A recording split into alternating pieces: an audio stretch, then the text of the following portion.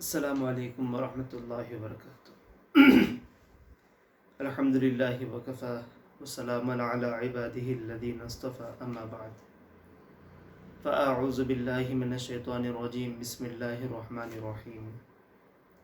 اللہ لا الہ الا هو الحی القیوم لا تأخذہ سنۃ ولا نوم، صدق اللہ العظیم۔ اللہم صلی علی سیدنا محمد وعلی آل سیدنا محمد وبارک وسلم۔ معزز سامعین، آج میں آپ کے سامنے ان خصوصی آیات کا تذکرہ کرنے جا رہا ہوں جن کے بارے میں آقا نامدار سرور کونین احمد مجتبیٰ محمد مصطفیٰ صلی اللہ علیہ وآلہ وسلم نے فرمایا کہ قرآن میں سب سے افضل آیات اگر کوئی ہیں وہ ان آیاتوں میں سے ہیں، وہ ہے آیت الکرسی۔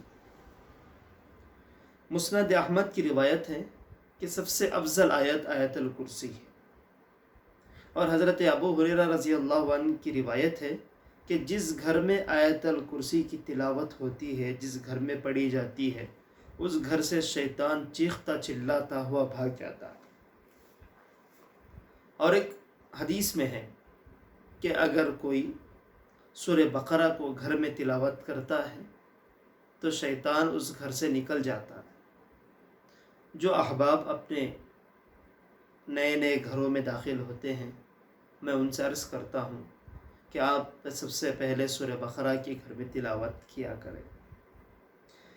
نسائی کی روایت ہے کہ جو شخص فرض نماز کے بعد آیت الکرسی کی تلاوت کی عادت ڈالے گا، اس کے اور جنت کے درمیان صرف ایک چیز مائل ہوگی، وہ ہے موت۔ جیسے ہی اس کی روح جسم سے نکل کر اللہ کے پاس جاتی ہے تو ڈائریکٹ جنت پہنچتی ہے۔ ہر نماز کے بعد آیت الکرسی پڑھنے کی عادت ڈالیں۔ اور اسی آیت الکرسی میں ایک دو لفظ ہیں، یا حیو یا قیوم۔ یہ دو اللہ کے نام ہیں۔ اور یہاں سے ایک بات یاد آئی، جن احباب کا نام، جن لوگوں کا نام اللہ کے نام سے رکھا گیا ہے، جیسا کہ رحمان، عبد الرحمن ہے، عبد الرحیم ہے، عبد القیوم ہے، عبد الشکور، عبد المتین وغیرہ، اگر کوئی شخص قیوم کر کے بلائے، عبد القیوم نہ بلائے، رحمان بلائے، عبد الرحمن نہ بلائے، وہ شخص گنہگار ہوگا۔ یاد رکھیں، جنگ بدر کا موقع تھا۔ اس وقت حضرت علی رضی اللہ عنہ فرماتے ہیں، مجھے نبی کو دیکھنے کی چاہت ہوئی، میں ڈھونڈتا ہوا نبی کو گیا، دیکھا کہ نبی سجدے کی حالت میں ہیں اور نبی کی زبان سے یا حیو یا قیوم کے الفاظ جاری ہیں۔ دیکھیں، یہی جنگ بدر جو اسلامی معرکے میں سے پہلا معرکہ تھا، جو پوری دنیا میں تہلکہ مچا دیا۔ نہتے 313 صحابہ کو اللہ نے 1000 ساز و سامان والی، گھوڑے اونٹ والی قوم پر فتح نصیب فرما دی، جن کی فتح اللہ نے قرآن میں وعدہ فرما دیا، جس کی جیت کا، اور جس جنگ میں فرشتے بھی آسمان سے اترے تھے، وہ جنگ بدر میں نبی نے یہی ہتھیار استعمال کیا تھا، یا حیو یا قیوم۔ کتابوں میں ہے کہ جو شخص، یہ اسم اعظم میں سے ہے، یعنی جو شخص ان یا الفاظ کا استعمال اپنی دعاؤں میں کرے، اللہ اس دعا کو رد نہیں کرتے۔ ایک بہت بڑا ہتھیار سمجھیے۔ اور امام مظہری رحمۃ اللہ علیہ تفسیر مظہری میں بیان فرماتے ہیں، اس آیت الکرسی کے اندر بہت ساری فضیلتیں موجود ہیں، بہت ساری طاقتیں موجود ہیں، جو شیاطین، جنات، خبائث جیسے مخلوق کو انسانوں سے دور رکھتی ہے، حفاظت کرتی ہے۔ اس کے اندر کرسی کا لفظ بھی استعمال ہوا ہے، وسیع کرسیہ السماوات والارض۔ یہ کرسی ہے کیا؟ اس کے راوی حضرت علی رضی اللہ عنہ ہیں۔ امام مظہری رحمۃ اللہ علیہ نے تفسیر مظہری میں بیان فرمایا ہے، کہتے ہیں کہ وہ کرسی کے 4 پہیے ہیں، جس طرح عام کرسی کے ہوتے ہیں، اور ایک پہیے کو اٹھانے والے فرشتے کی شکل انسانوں جیسی ہے، اور وہ جو انسانی شکل والا فرشتہ اس پہیے کو اٹھایا ہوا ہے وہ اللہ سے سارا دن ساری رات ہر وقت انسانوں کے لیے رزق مانگتا ہے۔ اور دوسرے پہیے کو اٹھانے والا فرشتے کی شکل ایک بیل کی طرح ہے، وہ بھی اپنے چوپاؤں کے لیے، جانوروں کے لیے اللہ سے رزق مانگتا ہے۔ اور حضرت علی فرماتے ہیں جب سے دنیا میں بیل کی پوجا شروع ہوئی ہے اس وقت سے اس فرشتے کے چہرے پر داغ لگنے لگے ہیں، اسکریچز لگنے لگے۔ اور تیسرے پہیے کو اٹھانے والے فرشتے کی شکل ایک شیر کی طرح ہے جو اپنے درندے جانوروں کے لیے وہ اللہ سے رزق مانگتا ہے۔ اور چوتھے فرشتے کی شکل، چوتھے پہیے کو اٹھانے والے فرشتے کی شکل ایک گدھ کی طرح ہے، ایک پرندہ ہے جسے گدھ کہتے ہیں، اس گدھ کی طرح ہو، وہ اپنے پرندوں کے لیے رزق مانگتا ہے۔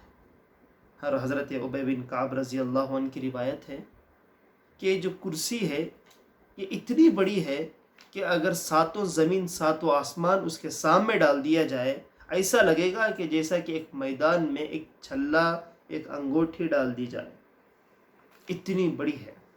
اور اس کرسی کے سامنے اللہ کا عرش ہے، اس سے بھی بڑا، جس طرح کرسی کے سامنے ساتوں زمین و آسمان ہے، اللہ کے عرش کے سامنے یہ کرسی ہے۔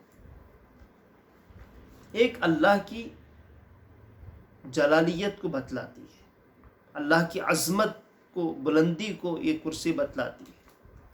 اور آپ کے سامنے ایک عجیب و غریب روایت آئی ہے، حضرت ابو ایوب انصاری رضی اللہ عنہ کا واقعہ تفسیر ابن کثیر میں، ابن کثیر کی روایت ہے، فرماتے ہیں حضرت ابو ایوب انصاری رضی اللہ عنہ نے نبی سے شکایت کی کہ یا رسول اللہ میرا خزانہ چوری ہو جاتا ہے،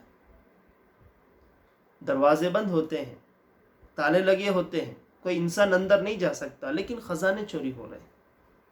آپ کو بھی کبھی اس سے واسطہ پڑا ہوگا، کبھی پیسے کم ہو گئے، کبھی خزانہ کم ہوا، کبھی راشن کم ہوا۔ اور جو ہماری سوچ ہے کہ جو لوگ سمجھتے ہیں کہ اگر جنات کو قبضہ کیا جائے یا ان جیسی مخلوق کو کوئی ہتھیا جائے تو ان سے ہم پیسے لے سکتے ہیں، خزانہ لے سکتے ہیں، نہیں، یہ بھی اللہ کی مخلوق ہے، انہیں بھی کام کرنا پڑتا ہے، اگر آپ زیادہ مجبور کریں گے تو یہ چوری کر کے لائیں گے۔ چنانچہ اس حدیث میں سنیں، حضرت ابو ایوب انصاری رضی اللہ عنہ نے نبی سے شکایت کی کہ میرا خزانہ چوری ہوتا ہے۔ نبی نے انہیں کہا کہ یہ الفاظ جب تم رات میں دیکھو اس شخص کو یا اس مخلوق کو، اس خبیث کو یا شیطان کو، یہ الفاظ کہو۔ تو نبی نے کچھ الفاظ سکھائے۔ چنانچہ حضرت ابو ایوب انصاری رضی اللہ عنہ رات تاک میں بیٹھے، دیکھا کہ ایک نوجوان شخص جس کے ہاتھ کتے کے مانند تھے وہ خزانہ اٹھائے اپنی بیگ میں ڈال رہا ہے۔ حضرت ابو ایوب انصاری رضی اللہ عنہ نے اسے ننگے ہاتھ پکڑ لیا اور نبی نے جو الفاظ سکھائے تھے اس کا استعمال کیا، وہ بند گیا، قید ہو گیا۔ اب اس نے معافی تلافی کی اور کہا کہ مجھے چھوڑ دو، میں یہ غریب بچے، جنات کے بچوں کے لیے چوری کرتا ہوں، اس کے بعد نہیں آؤں گا۔ حضرت ابو ایوب انصاری رضی اللہ عنہ نے اسے جانے دیا۔ پھر دوسرے دن آیا، پھر حضرت ابو ایوب انصاری رضی اللہ عنہ نے اسے قید کیا، پھر سے اس نے معافی تلافی کی، کہا کہ اب اس کے بعد میں نہیں آنے والا۔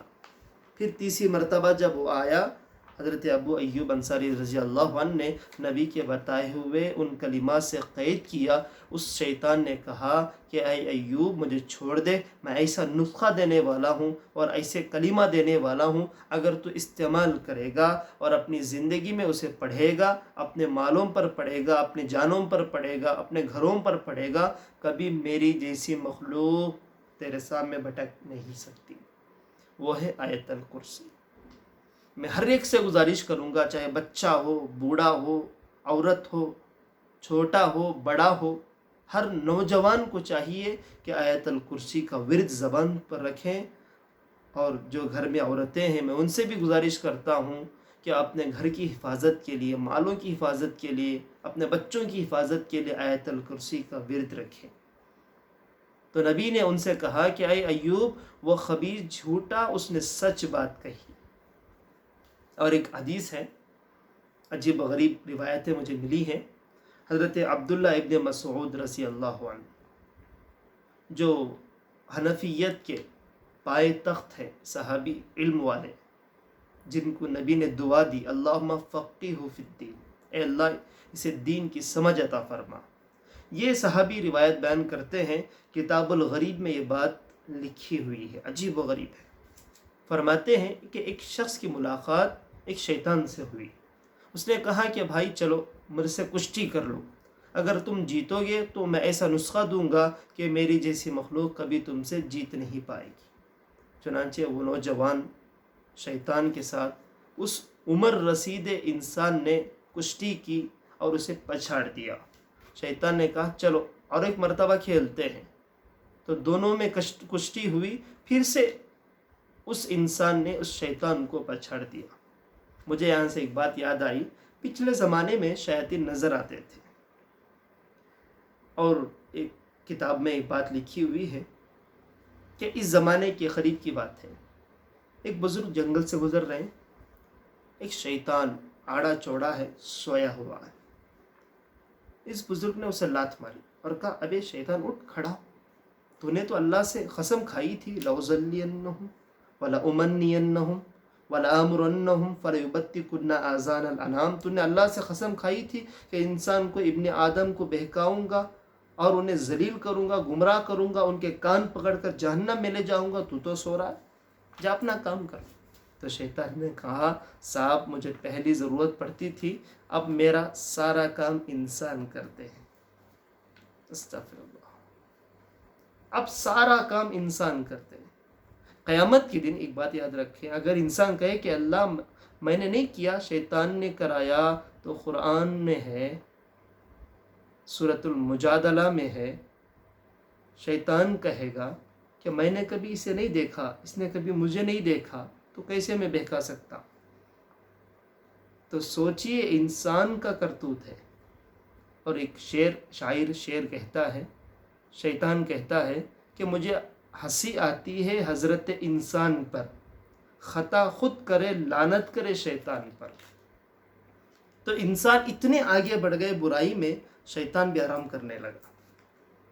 چنانچہ اور ایک بات یاد آئی، میں آپ کے سامنے عرض کر دوں، شیطان پہلے نظر آتے تھے۔ ایک بزرگ کو شیطان نظر آیا، بزرگ نے کہا، شیطان کو پھسلایا، کہا کہ بھائی بتلا اگر تیرے جیسا بننا ہو تو میں کیا کروں؟ شیطان نے کہا اچھا میرے جیسا بننا ہے، دو کام کرو، ایک جھوٹی قسمیں کھاؤ، دوسرا نمازیں چھوڑ دو۔ تو اس بزرگ نے اس شیطان کے سامنے قسم کھائی کہ اللہ کی قسم میں موت تک یہ دو کام نہیں کروں گا۔ شیطان نے کہا کہ اچھا انسان اتنا زیادہ عقل مند ہے کہ مجھے پھسلانے لگا، اس کے بعد میں کبھی شیطان انسانوں کے سامنے نہیں آؤں گا۔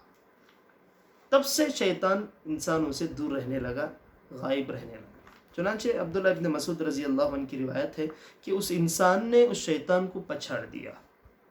اس پچھاڑے ہوئے شیطان نے کہا، اس کے ہاتھ ایک جانور کے مانند تھے، اس نے کہا کہ میری جو مخلوق ہے، میری جو ذات ہے، خبائث میں، شیطانوں میں سب سے زیادہ طاقتور ہے، تم نے مجھ جیسے انسان کو پچھاڑا ہے، اس کا مطلب ہے کہ تمہارے سینے میں آیت الکرسی ہے، تم آیت الکرسی کو جانتے ہو، یاد رکھو جو آیت الکرسی جانتا ہے وہ مجھ جیسے طاقتور شیطان خبیث کو پچھاڑ سکتا ہے۔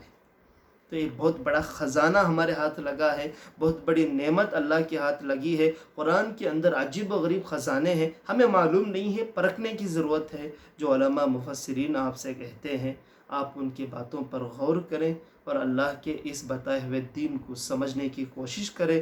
قرآن کے ان گہرائیوں میں اپنے آپ کو ڈھالیں، اپنا وقت، قیمتی وقت قرآن کی تفسیر میں لگائیں۔